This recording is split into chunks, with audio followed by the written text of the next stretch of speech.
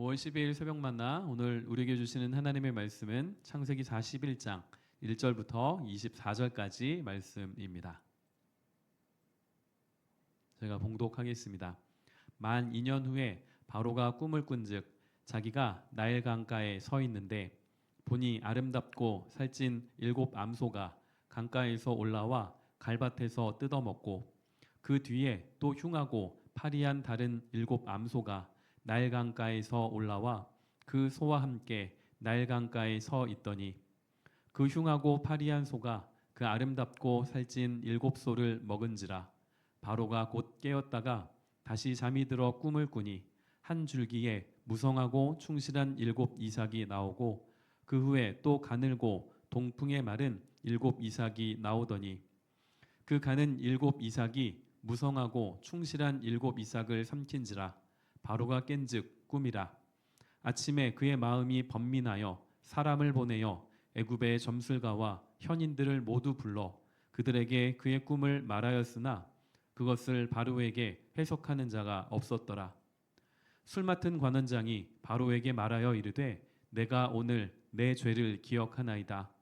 바로께서 종들에게 노하사 나와 떡 굽는 관원장을 친위대장의 집에 가두셨을 때에 나와 그가 하룻밤에 꿈을 꾼즉 각기 뜻이 있는 꿈이라. 그곳에 친위대장의 종된 히브리 청년이 우리와 함께 있기로 우리가 그에게 말하매 그가 우리의 꿈을 풀되 그 꿈대로 각 사람에게 해석하더니 그 해석한 대로 되어 나는 복직되고 그는 매달렸나이다. 이에 바로가 사람을 보내어 요셉을 부르매 그들이 급히 그를 옥에서 내놓은지라.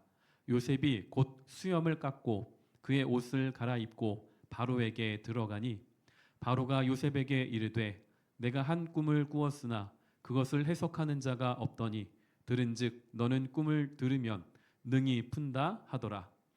요셉이 바로에게 대답하여 이르되 내가 아니라 하나님께서 바로에게 편안한 대답을 하시리이다.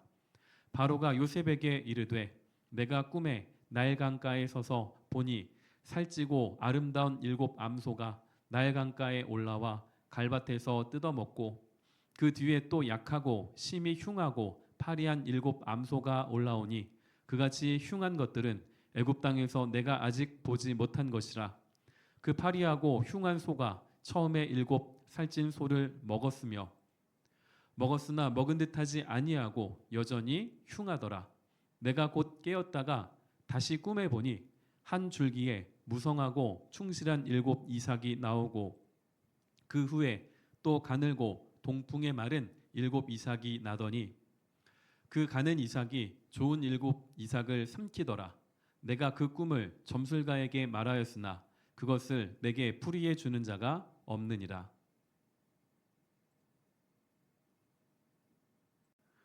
오늘은 때가 참에라는 제목으로 말씀을 나누겠습니다. 가수 송대관 씨의 노래 중에 차표 한 장이라는 노래가 있습니다. 이 노래가 비록 찬양은 아니지만 가사 속에서 신앙적인 의미를 발견해 볼 수 있습니다. 가사 중에 너는 상행선, 나는 하행선 이런 부분이 나오는데요. 각자 정해진 길이 있다는 것이지요. 지금도 흐르고 있는 시간은 아무런 이유도 없이 아무런 목적지가 없이 흘러가고 있지 않습니다. 시간의 주인은 하나님이시기 때문에 지금 우리가 걸어가고 있는 인생의 모든 여정도 하나님의 뜻을 향하여 가고 있습니다. 그렇다 보니까 시간을 뜻하는 영어 단어가 히스토리지요. 그래서 이것을 쪼개서 그분의 이야기, 하나님의 이야기라고 설명하기도 합니다. 본문에 나와 있는 요셉의 인생에도 하나님께서 때가 참에 일하셨음을 오늘 우리에게 말씀해 주고 있습니다. 어제 우리가 살펴보았던 것처럼 술 맡은 관원장은 요셉이 해석해 준 그 꿈 내용 그대로 복직되었습니다. 그런데 요셉은 잊혀졌습니다. 오늘 본문 1절에 가서 보시면 그 후에 복직된 술 맡은 관원장이 그 자리에 다시 올라간 지 2년이라는 시간이 흘렀다는 것을 우리에게 보여줍니다. 이때 바로에게 한 사건이 발생합니다. 꿈을 꾸었습니다. 바로는 휴관소 7마리가 살찐소 7마리를 잡아먹는 꿈을 꾸다가 깨어납니다. 충격을 받은 것이죠. 다시 잠자리에 들었는데 또 꿈을 꿉니다. 비슷한 꿈을 꾸었는데 이 바로는 술 맡은 관원장과 떡 맡은 관원장과 비슷한 반응을 보입니다. 8절에 보시면 그의 마음이 번민하여 두 관원장도 얼굴에 근심이 가득하였습니다. 바로는 아침에 애굽에 있는 점술가들, 현인들을 모두 불러 모았습니다.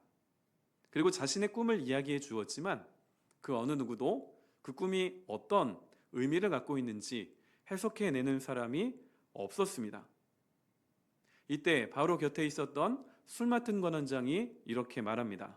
9절에 보시면 술 맡은 관원장이 바로에게 말하여 이르되 내가 오늘 내 죄를 기억하나이다. 술 맡은 관원장은 내가 오늘 내 죄를 기억합니다 라고 말했습니다. 이 죄가 무엇일까요? 2년 전에 감옥에서 요셉과 이야기했던 것을 2년이 지나고 나서야 떠오른 것입니다. 자신을 잊지 말아달라.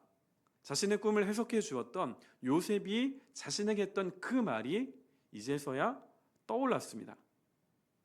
이어서 이 술 맡은 관원장은 바로에게 자신이 옥에 갇혔을 때에 어떤 일이 있었는지를 설명합니다. 12절에 가서 보시면 요셉을 이야기하는데요. 그곳에 친위대장의 종된 히브리 청년이 우리와 함께 있기로 우리가 그에게 말하매 그가 우리의 꿈을 풀되 그 꿈대로 각 사람에게 해석하더니. 자, 이 술 맡은 관원장은 옥에 있는 그 요셉을 죄수라고 표현하지 않습니다. 친위대장의 종이라고 했습니다. 그리고 또 한 가지 요셉을 히브리 청년이라고 설명을 합니다. 당시 가장 강력한 힘을 갖고 있었던 애굽 입장에서 볼 때에 히브리 사람은 존중받는 그런 존재가 아니었습니다. 그런데 바로는 자신의 꿈을 해석하기 위하여 요셉을 급히 불러 올립니다. 이때부터 요셉의 인생에 놀라운 반전이 시작됩니다. 14절에 보시면 이에 바로가 사람을 보내어 요셉을 부르매 그들이 급히 그를 옥에서 내놓은지라 요셉이 곧 수염을 깎고 그의 옷을 갈아입고 바로에게 들어가니. 자, 바로는 더 이상 낮아질 곳이 없는 곳으로 떨어져 있었던 요셉을 급히 옥에서 끌어올립니다. 얼마나 바로가 다급했는지를 보여주는 것입니다. 그리고 요셉은 수염을 깎고 옷을 갈아입고 바로 앞에 섭니다. 성경에서 수염을 깎는다라는 표현은 과거의 슬픔 혹은 죽음으로부터의 전환을 나타낼 때 사용합니다. 그리고 요셉은 옷을 갈아입었습니다. 요셉의 인생을 돌이켜 보실까요? 요셉의 인생에서 그 인생의 중요한 그 지점마다 옷이 등장합니다. 아버지의 집에서는 아버지의 그 사랑을 받아 채색 옷을 입었습니다. 아버지의 심부름을 따라서 형들에게 갔을 때에는 형들에 의하여 그 옷이 벗겨집니다. 채색 옷을 입던 요셉이 한순간에 애굽 노예의 옷을 입게 되었고 노예보다 더 낮은 자리, 감옥에서 죄수복을 입는 신세가 된 것이 바로 요셉이었습니다. 그런데 때가 참해 하나님의 때가 죄자 급작스러운 반전이 요셉에게 찾아왔습니다. 요셉은 바로 앞에 섰습니다. 자신의 꿈을 그 누구도 해석하는 자가 없는데 내가 이야기를 들어보니 꿈을 들으면 너는 능히 해석한다. 내가 알고 있다. 이 이야기를 합니다. 이때 요셉은 바로 앞에서 이렇게 말합니다. 16절에 보시면 요셉이 바로에게 대답하여 이르되 내가 아니라 하나님께서 바로에게 편안한 대답을 하시리이다. 내가 아니라 나에게 능력이 있는 것이 아니라 하나님이 답해 주실 것입니다. 여기 나와 있는 편안한 대답이라는 말은 평안, 샬롬이라는 의미입니다. 이 16절의 요셉의 대답은 어제 묵상 본문이었던 40장 8절에 나와 있는 해석은 하나님께 있습니다 라는 말과 똑같은 의미입니다. 당시 바로는 단순한 애굽의 통치자가 아니라 신적인 존재였습니다. 또한 애굽은 여러 가지 다양한 신들을 섬기던 나라였고, 그리고 가장 큰 권력을 갖고 있던 바로 앞에서 당신과 당신들이 섬기는 신들이 아니라 하나님이 참 신입니다라고 지금 당당하게 고백하고 있는 것입니다. 이 내용을 잘 살펴보시면 요셉이 바로의 눈에 잘 보이려고 노력을 하지 않습니다. 나의 억울함을 알아주십시오. 나는 여기 있을 그런 존재가 아닙니다 라는 그런 마음보다 자신의 인생의 걸음을 인도하시는 하나님이 바로와 애굽의 길도 인도하실 것이다, 이 고백을 당당하게 또한 담대하게 하고 있는 것입니다. 여러분, 이런 고백은 갑자기 튀어나온 것이 아닙니다. 술 맡은 관원장에게 잊혀진 요셉은 2년 동안 그 옥에서 어떤 삶을 살았을까요? 물론 성경이 자세하게 그것을 이야기해 주고 있지 않지만 당대 최고의 권력자 앞에서 하나님을 이야기할 수 있었다라는 것은 평소에도 사람 눈치 보지 않고 코람데오 하나님의 면전에서 살았을 것임을 충분히 상상해 볼 수 있습니다. 혹시 지금 요셉과 같이 더 이상 내려갈 곳이 없을 정도로 답답하고 어두운 인생의 터널을 지나고 있는 분들이 계십니까? 하나님은 때가 참에 하나님의 시간이 되면 일하십니다.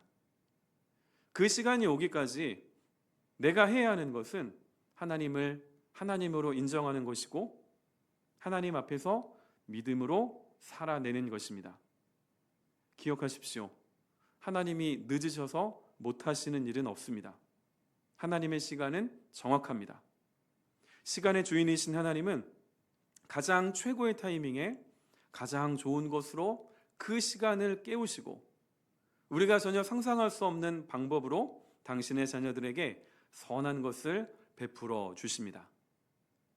때가 차기까지 믿음으로 묵묵히 그 길을 걸어가시기를 주님의 이름으로 축원드립니다. 기도하겠습니다. 하나님, 오늘도 말씀을 통하여 하루를 열게 하여 주시니 감사합니다. 때가 참에 죄수의 신분이었던 요셉이 바로 앞에 서서 바로의 꿈을 듣고 그 꿈을 해석하는 사람으로 변화되었습니다. 때가 참에 지금도 우리가 흐르고 있는, 우리가 지금도 걸어가고 있는 이 신앙의 여정 가운데서 하나님이 일하여 주실 것을 우리가 기다립니다. 하나님이 역사해 주실 것을 우리가 소망합니다. 그날이 오기까지 우리 모든 성도들의 마음과 입술의 고백과 그 모든 삶의 행동들을 주장하여 주시기를 원합니다. 하나님을 의지하게 하여 주시고 하나님이 나에게 주신 그 말씀을 붙잡게 하여 주셔서 힘들고 어려운 그 시간들을 잘 감내하며 사람들 눈치 보며 낙심하고 또한 우쭐하는 것이 아니라 하나님의 얼굴 앞에서 하나님의 면전 앞에서 부끄럽지 않은 믿음의 걸음을 끝까지 걸어가게 하여 주시옵소서. 오늘 하루도 세상은 우리에게 죄악의 모습으로 속삭일 것입니다. 하나님, 우리 모든 성도들의 출입을 지켜주시고 손대는 모든 일마다 또한 걸어가는 모든 발걸음 위에 하나님께서 은혜로 채워주옵소서.